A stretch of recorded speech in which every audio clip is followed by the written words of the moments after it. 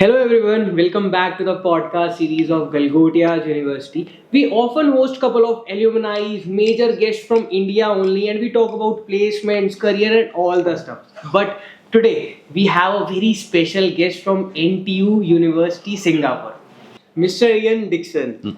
Welcome to Galgotias University. Thank you so much. How are you, sir?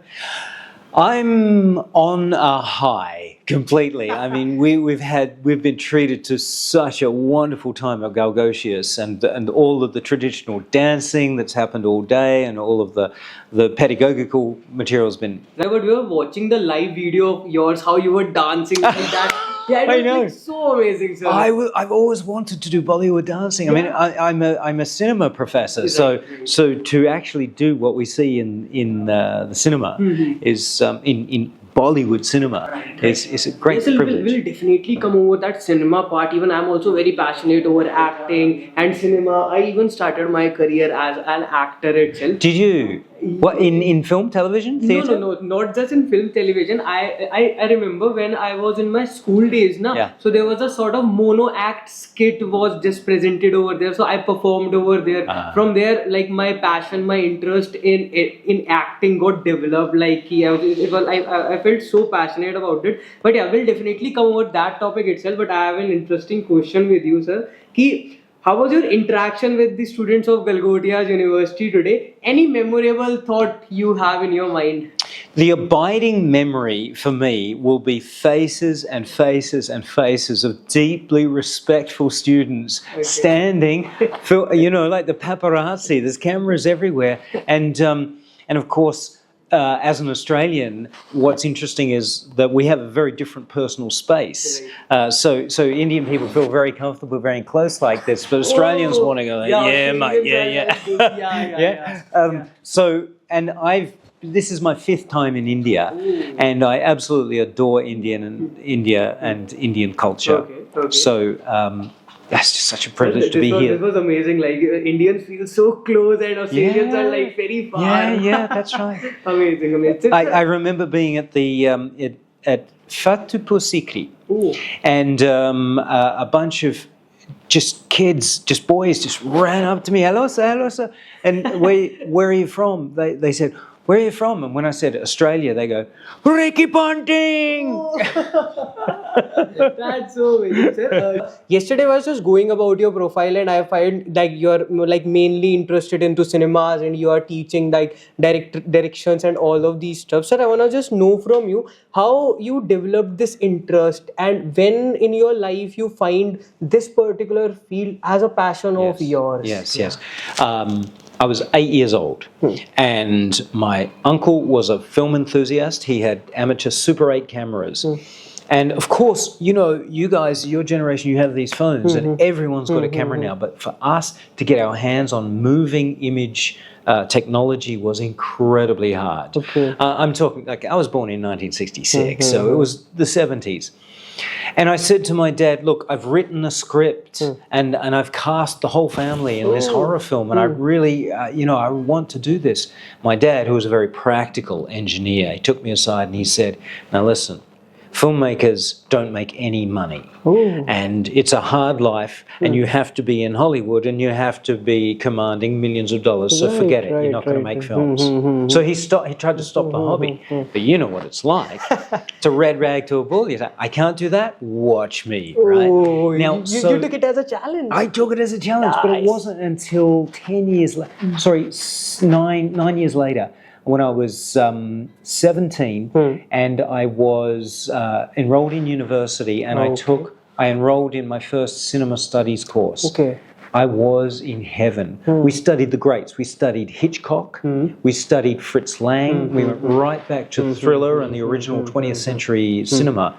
I was instantly in love, but I would have to say I had a very different education to, say, the guys in television that I used to work with, because they grew up in television. They grew up making television. I did not. My love of cinema naturally, and always loved going to the cinema. My mum used to love cinema. She would take me to the films all the time. But it was when I was 17 and started, instead of doing an exam, because like Galgotias is now going to get rid of exams also. And so instead of doing the exam, we could make a film. Yeah, right. So I got to do the academic, the psychoanalytic research, but I also got to do the making films. My first film was a thriller made on VHS video. Okay. So you genuinely like thrilling part, like as Absolutely, and I still do. Like even when I make dramas, it's with a thriller component. Okay. I think the thriller is a perfect form of cinema because it's the clash of destinies. Right. So yeah. Sir, I want to just also share one of my experience, like how I started into acting part. Basically, I genuinely love podcasting into the stuffs. Once, like from the school days when I was just going into multiple verticals, my faculty teacher told me why not to try acting also. Right. Then like it was a group play. I acted over there. I genuinely liked that particular stuff. Then what I did, sir, during my school days, there used to be happening like state competitions and like state level particular competition, landmark level competitions. So there I applied and I did a very funny mono act of mom and like daughter and like Sasuma. You played all the characters. Yeah, I played all the characters. I genuinely love that particular stuff of acting, and I got the first position over there. From there itself,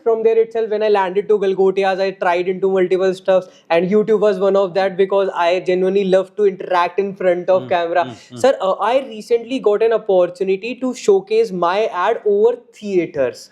Yeah, so there's in cinema. In cinemas, theaters. So there's a movie premiering platform, Cinepolis. If you must heard about. So once I got a cold mail from Cinepolis, and they told me ki we really genuinely like your profile, and what we want you to promote our movies, and then we will be circulating that advertisement over theater when people will watch. So that was an amazing moment for me. Yeah. My parents were there, and like in the big screen they were watching me. Right. So your parents, you got to say, "See, mom and dad, I told you." I got like totally lots of collaborations with different brands. That was like insane moments. After the podcast, I'll show you that particular stuff. But before that, sir, I want to ask you your perspective over Indian studies.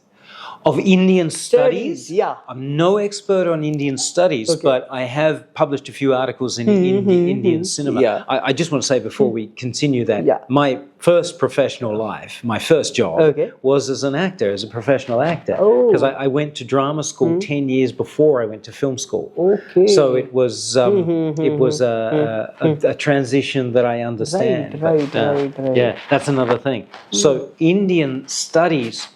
Well, I have to say, I've not studied Indian studies formally. Did you explore anything, any sort of Indian studies? Oh, absolutely. I've published articles on the Indies in India. Yeah. Because, like, the world knows Bollywood. Bollywood is like no other cinema on earth, and it's so impressive. But the Indies as a really fascinating territory, and I'm going back to the tradition of parallel cinema from Satyajit Ray, and the fact that he went to Europe and went, oh my God, he sees the Cahiers du Cinema films in France, he sees the German Expressionism, he goes, my God, they're making films about real social issues. That's what we're going to do. Right. Now, currently, India is making very, very good independent cinema, and it's getting a lot more support, and it's getting a lot more distribution internationally. So I would have to say the fact that I married a Sri Lankan woman has been my best education in Bollywood cinema. Because of course she grew up. She grew up. Her mother. Her mother. Well, I shouldn't say this. Let's say a friend of the family ran a pirate video business. So my wife, who is a film scholar, she learned about Indian cinema by at the age of 4, watching pirated videos being copied from VHS tapes. From different websites. That's right. Sir, in terms of cinemas, theatre, cinematography, we know like students are getting projects like go to the streets and just create the videos, watch out the things. But as when I was just exploring abroad and foreign studies, I was getting like there at foreign, you're not getting assignments to write. Like there are no attendance based criteria which Indian education have, like we have to write the assignments, and there they need to perform the assignments as well as their class notes practically into the things. So that's what I want to ask you over, like what's the curriculum of NTU going around this situation, all of which I discussed? Okay, well, for a start, we're abolishing a lot of exams, and particularly in the humanities. Yeah.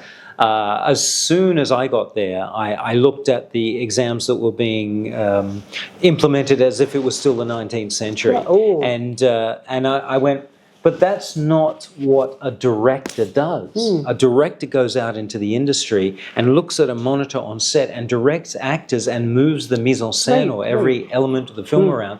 So why am I asking them to sit in a chair and write down when a director would never do that? So I teach them to look at clips and say, okay, now analyze.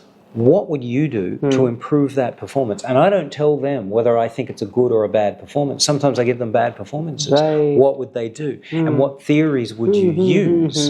How would you conceive of that? Which is very different from, like Michael Chekhov ran his class from 1952 until... Who's ever going to need that in the industry?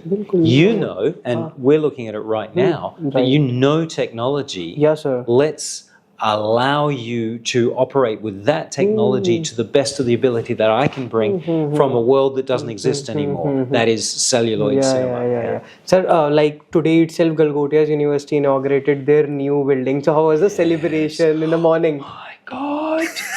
My God, it's like... I just said to, when we were passing, I said to the Chancellor, could you put in a little effort? Because that was a little lackluster, That's Australian way of saying, oh my God, that was stunning. I mean, if one more gun and confetti had come down. And honestly, it was work after work that showed the beauty, the depth, the ancient quality of Indian cinema in a way that coming from white Australian culture, we have nothing like that. We got football and meat pies, but the colour and movement, which is an essential component of cinema, that's all the way through your culture. Okay. So was I impressed? You bet I was impressed. That building is impressive. The learning spaces are world class, and the celebrations at the beginning. Sir, what about the celebrations used to happen at Australia? Is it like that only, or what used to be the vibe over there? I'll just ask you. I never went to Australia. well, when they inaugurate a building, someone comes along, cuts a ribbon, you all go in and have tomato sandwiches. That's not exactly. No, occasionally you might get some Aboriginal dances, which is always good to see. But we don't do celebration like Indian culture does, as the great Rabindranath Tagore. So as he said, and my mentor, who's a novelist, used to point this out, Indian culture believes in beauty. And you can talk about beauty, but in the West, we're obsessed with darkness. So everything we do is about illuminating darkness. We have lost the ability to just celebrate. The only thing we celebrate is the football grand final, then there's plenty of confetti, right? In Australia, it's about sports, but here you still have an immediate relationship to the culture that goes back centuries, and I am impressed. I have always been an Indophile. In fact, I picked up my first book on Indian spirituality when I was 17. So what was the reason? What is the reason at the west side people are not celebrating, they're just dealing about money? What's the reason behind it? Oh, in a university? In any university or in anywhere, as you mentioned, there's a sort of dark side. People are not celebrating much, they're not becoming happy. As like in India, if we are celebrating a birthday, that's also that used to be very well, we call out dancers over here and we call out many people and celebrate lots of things. So what used to be a vibe over Australia? Why it is not happening over there? Well, I think because Australia perhaps a little slower than America or even England is suffering from overprivilege. Now, India is a massively rich country. Right. We know that. Indians, as I understand it, do not like it, and rightly so, when the world wants to see them as this display of poverty. It's not the new India, and that's out of step with the way India actually is. In Australia, I think people have just become disillusioned. The privilege, and particularly the privilege and entitlement within students, is one of the reasons why I left Australia to come to go to Singapore, because Singaporeans were much more rigorous about their learning. What you get in India is not only rigor, but enthusiasm, and that I think is the fundamental quality that Indians bring. You're totally right. It's a gift to be here. Sir, like how's the collaboration of NTU and Galgotias University going around? Well, the collaboration, as far as I know, because I joined this outfit quite late in the process, I met your professors in Singapore when they were doing a tour. I gave them a tour of our television stations and the university. But from what I've seen and talking to my colleagues, it's gone back 6 months when Galgotias had the wherewithal to find the perfect model of university for them. Had they gone to Melbourne University, had they gone to Cambridge University, it would have been right. But they went to a new world, fastly rising. In fact, you know, NTU is #1 in Asia and #4 in the world. #4 ranking on the QS. You must have seen about the classrooms of Galgotias. Recently, we have changed the curriculum. Like there are no back benches right now. There are like circular tables and chairs, like the multiple boards over there. So what are your take on over that particular thing? Because there are multiple universities still following that old curriculum where they are back benches. Back benches are using social media and like they're not like much interacting with the faculties part. But right now at Galgotias we have circular tables, multiple circular tables, even multiple digital boards, so that faculty can roam around. Even people can use their devices as a knowledgeable source itself.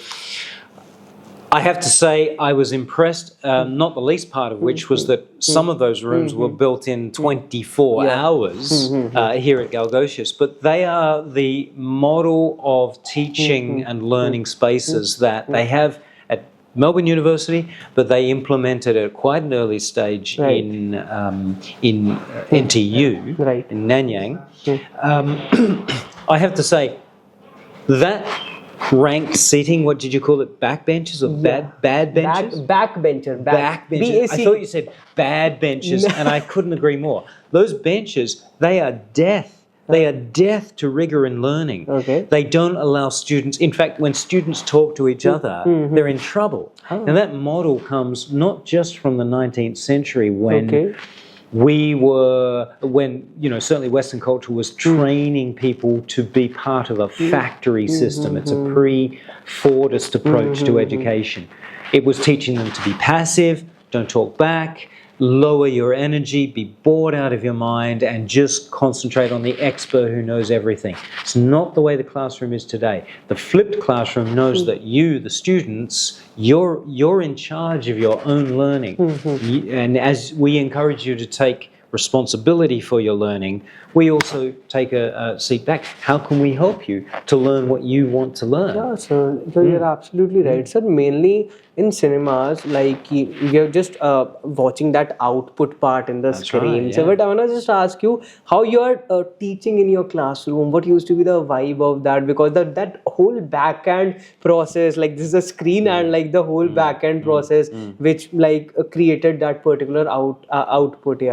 So, are you talking about my films, or are you talking about my teaching? Yes, sir. Your teaching. My teaching. Yeah. Okay. Well, the first thing, those tables with the students sitting around talking to each other is the best way to have a relationship to the audience. Now, I teach speaking academia for PhD students at Nanyang. And the first thing they need to understand is there is an audience. And different cultures organize themselves in different ways. And I think that the formality of Indian students and Singaporean students is much greater than the West. Okay. I have to say, you were asking me about students earlier, and the fact that there were people standing and paying respects to us, like this. that would not happen in Australia. Ah. They'd all be. I had students assessing students, and they would sit on the floor and they would light up cigarettes. And I'd go, put that out, put that out. They're going, no. They're directly ignoring.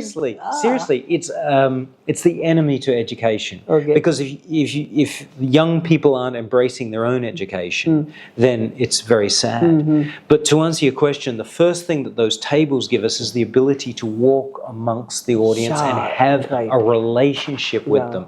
Those benches, those bad benches, they create a formal division between the speaker and the listeners. You have no relationship with them. And therefore, to be in the new learning spaces, it's a privilege. I feel as if I have friends in my classroom. My authority is who's going to listen to a crusty old Australian man, you know. Sir, I was just checking your profile and I find there are multiple collaboration and conferences you often visit over there. Yes. Even I totally also believe networking, even conferences, collaborations improves our journey. It makes a journey very amazing. So what's your context about it regarding whether a student should engage themselves in collaborations with different things and should attend the conferences to get to know better? Well, there's a number of issues that you bring up there. First of all, any student should be invested in visiting as many different cultures as they possibly can. And universities know this. That's why there are so many scholarships available these days, and I'm sure Galgotias is doing that, to send you to other countries, other cultures. And why? Because wars are created because we don't understand other people, other cultures. Americans don't travel. But and India, I mean, why would you want to travel anywhere else? This is the best country in the world, right? But when you go to Singapore and you meet with Singaporean students and you see a different way of life, you get to know people personally. It's been proven that those people grow up not only to not be racist, but to be actively opposed to racism. Whereas you go to a country that doesn't travel and only sees one culture, as is being nurtured in certain former leaders of the world, if I may say, they are not nurturing the end of racism. They are actively nurturing a war mentality because they refuse to understand or have no interest in understanding other people. It's a very arrogant position to be in. So that's one part of it. The other part of it is when you go to conferences, anyone can pick up a book and learn. These days you can watch it all on video, which is great. But when you go to conferences, you're not only inveigled in other cultures, you're also learning from the spoken language from someone right in front of you. You know that when you're talking to me and I'm talking getting to you, insights. that's right. Yeah. But we're also learning from each other because we know there's a certain social duty to talk to each other. Yeah. So I've learned so much from conferences, and academia still tends to say, well, you've got to be quoting from the written texts, which you certainly have to do. Yeah. But more importantly, those conferences teach us where the written texts are because we're hearing our peers. It's also a really great social occasion because, I believe networking also plays a major role. Absolutely. Like when I was just starting a couple of my ideas during my initial year of college, so I was not the right person to validate that idea because it's always your user who always validates your startup idea or any business plan. So what I did initially, I visited multiple networking meetups where there were lots of likely-minded people who were working into multiple things, multiple startups, multiple ideas. I just asked them, I just showcased them, I pitched my startup there. Slowly I pivoted my ideas. I'm getting insight. So I believe for all the students, that thing matters the most. Networking. Yeah, networking. Absolutely. Well, also because you are an entrepreneurial minded man, you know that yes, in any business venture, in any advertisement for what you do on your podcast, you're going to need to listen to what the client has to say, to who are your audience, what do they want. But how do you know that? And this is design thinking. How do you know that until you take the initiative and go find your audience? Yeah, right. And the more you do this with technology, now your audience is following because other people are influencing to say, see this podcast. So lastly, I have a question. This is sort of very weird, but I want to be an actor. Join the queue. What's the roadmap for it? Well, look, again, the world has changed so radically. I think the best path to being an actor, quite honestly, is what you're doing right now. Okay. Whether you have talent as an actor, I don't know. I would be surprised if you didn't, because you've got an active mind, and because in the Australian novel Shantaram, which is about India, there's this great line, I want to quote it now. He says, Indians are the greatest actors in the world because they know how to shout with their eyes. Like how, sir? Shy people are great actors. How? Well, think about this. What makes a shy person is that they've felt at a very early stage in life that talking and performing is not for them. They become listeners. And what makes a great actor is not the ability, like you're doing right now. You want to see that back and see just how good your performance was. You're not performing, you're listening. And the best actors are not in it for the lines they say. The best actors don't try and get more lines, they try and get less. Because listening is an intense skill that a shy person has learned from a very young age. And believe me, in Singapore, and it's a well-known fact, there are some very bad actors trained very badly. And they overact. They do the indicative acting and there's no truth in it. And no one resonates with it. So it doesn't work for them. On the contrary, in Bollywood, even though... Now, I was rewatching Kabhi Khushi Kabhi Gham. Oh, that's so nice. Seriously. And the comic actress in that's in love with Shah Rukh Khan. What's her name? Yeah, sir, I didn't remember the name. But she's incredible. She's way over the top. But what's actually operating underneath that performance is she's too shy to say she's interested in him. And her performance was incredible.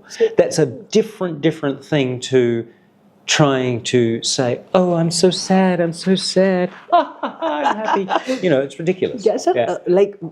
Shy people, do you really believe, about shy people means introvert people?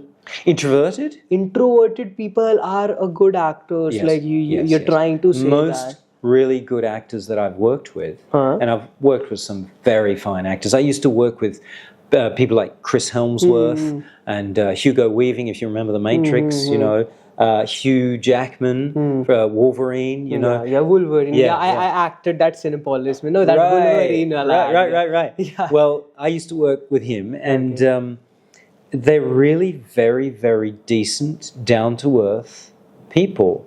The show ponies I didn't see them go anywhere, because they don't know themselves. You don't know yourself. The camera can see inside your psyche better than you can see inside yourself. And again, coming back to Galgotias and Pedagogy, self-reflection is a huge part of any learning. So when I have actors in my class, just self-reflect. How are you actually bringing across what you're bringing across? When you watch yourself on cinema, are you convinced? Because if we're not convinced, if you're convinced by yourself, that's a bad sign. It means oh, look how great I look on cinema. People, even beautiful people, and Lord knows you've got enough beautiful actors and actresses in this country, right? They get boring really fast if they don't have the humility that, say, Shah Rukh Khan has. When I see him honouring filmmakers like Yash Chopra, who he was very close with and worked a lot with the whole Chopra family, he's genuinely humble. So do you really admire Shah Rukh Khan? I do. Okay. I think he is someone who rather like our own Nicole Kidman. You know Nicole Kidman, yeah? Yeah, Hollywood? yeah. She was a very, very bad stage indicative actor, but she learned. And she learned in public. So you look at her early performance, not very good. Right. And then she starts giving Oscar-winning performances because she worked in the method tradition, and she learned about herself in ways that now she's quite incredible what she offers to the camera. Though she's losing her natural beauty, she is a much, much better, sharper actor. And I believe that, you look at some of those early films of Shah Rukh Khan, and he really is like, and it's Indian cinema, so you get all the drumming and the cymbals, and he's standing there with his bare chest and abs. And the abs, and he's demonstrating, this is me. And somewhere along the line, and Amrita Bakshan did the same thing. Sholay is quite a performance, whereas Badla, even Kabhi Khushi Kabhi Gham, he's listening. Okay. When you see Amrita Bakshan looking off camera to his wife, and he's loving her, you see he's looking. And we don't even know if she was actually on camera. We don't know if she was on set. But he's looking at something real. Not here. The focus is not on him. It's on what he is listening to. Right. Yeah, like you, right? Yeah. Sir, which is your favorite Indian movie? It's a very quick question. Favorite Indian movie? Wow, how many Indian movies you watch, and how often you watch Indian movies? The simple answer to that is not enough. What was the last movie? Last Indian movie I saw was Kabhi Khushi Kabhi Gham on the plane. But I'd seen honestly it before. asking, how many times you watched Kabhi Khushi Kabhi Gham? Only twice, I have to say. Now, you've probably seen it 14 times. Right? Whereas I've seen a film like Silence of the Lambs. I've seen that 14 times. Okay, that's amazing. Last Indian movie that I really loved, there was a Netflix series called A Suitable Boy, which was stunning. I loved Death in the Gunj. And I have to say, Lagan. So that's amazing. Yeah, this is amazing. Amir Khan acted really well. Oh, and speaking of Amir Khan, have you ever seen his independent film called Delegates? Delegates, yeah. That's amazing. Yeah. And he is like, what a presence he has. Yeah, right. He can do Three Idiots. 3 Idiots, and he can play that, and he's so intense. But then he just drops that, and you just see the inner workings of his mind in his eyes. Right, and I think that's what sustains someone's stardom. Good looking face like yours, like this gentleman here. You go a long way. But at a certain stage, it's what's happening inside. That's Sir, do you really believe in nepotism? Like in India, there's lots of nepotism. There's no doubt that into cinema industry. There's no doubt that it exists. There's no doubt that exists in America. And all the time, Western film schools are saying, we're going to train everyone to be filmmakers because the cream will always rise to the top. But that's not true. What's true is connections, networking, and actually getting yourself in a position where you can be picked up. But what's the best way to do that? Be already the son of someone famous. Yash Chopra's two sons both directed cinema, and they're great cinema makers. They're great filmmakers. Sir, as when I asked, so nepotism. Why is it such a bad thing? Use whatever you can, right? It's cinema. People are opportunists naturally, and so if I was born into a filmmaking family, it would have been great. I wasn't. I was. It's just been a matter of just looking for opportunities. Right, sir. As when I asked you about the question of becoming an actor, you told me this is a way. This is the perfect roadmap which I am doing right now. We watched there are multiple content creators and artists who were just creating videos with their phone over social medias like internet, over social medias like Instagram or YouTube, and they are right now getting into the film industry. Yes, they are getting the particular. The brands are reaching out to them. The box offices are reaching out to them because they have the portfolio of their Instagram Instagram videos. They acted really well. I believe that's the main talent. If we make nepotism aside, and I believe this is the main talent where a person should have if they don't have access to those networking. If they don't have access to the father like Yash Chopra, I believe this happens almost. No? Absolutely. Like I say, it's still the same principle. Use whatever you have. And if these guys have gone out and I was just interviewed by a lovely lady who has 15 million followers. And it means that the average person, with their dedication to YouTube, all they need is the enthusiasm to do it, and they have built an audience. Now, cinema is an industry. It has always been an industry. You can talk about story, or you can talk about, great art. What matters to the producers of cinema is that people are going to go to the cinema and watch it. Now, if you come along and say, I want to be an actor, who knows you? Nobody. I just know I've got talent. Right. It's very different from saying, I've got 33,000 followers. People are going to want to watch what I do in cinema.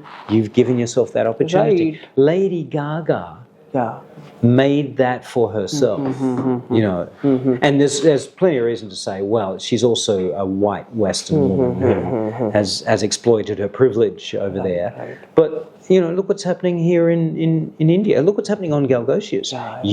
Several other people came up and said to me, I have X amount of followers, please be on my podcast. That's like an honor. Yeah, even Galgotias are giving us the opportunity as an individual that you can just do whatever you want in terms of. I believe like there are people who often say about the startup industry, about the engineering industry. So they are saying like we don't want any degree sort of stuff. We can do all the things about our self-study part. But I totally believe like if you're just taking the admissions in the university like Galgotias, so you can access multiple different celebrities, multiple different identities. Like there are people like you, and there are multiple people who often visit over our university, like entrepreneurs, founders. We can just directly interact as I'm interacting with you. I'm getting the insights from you regarding the actors part. So I believe this is very significant in terms of having that particular exposure. That's right. Sir, what are your what are your last take on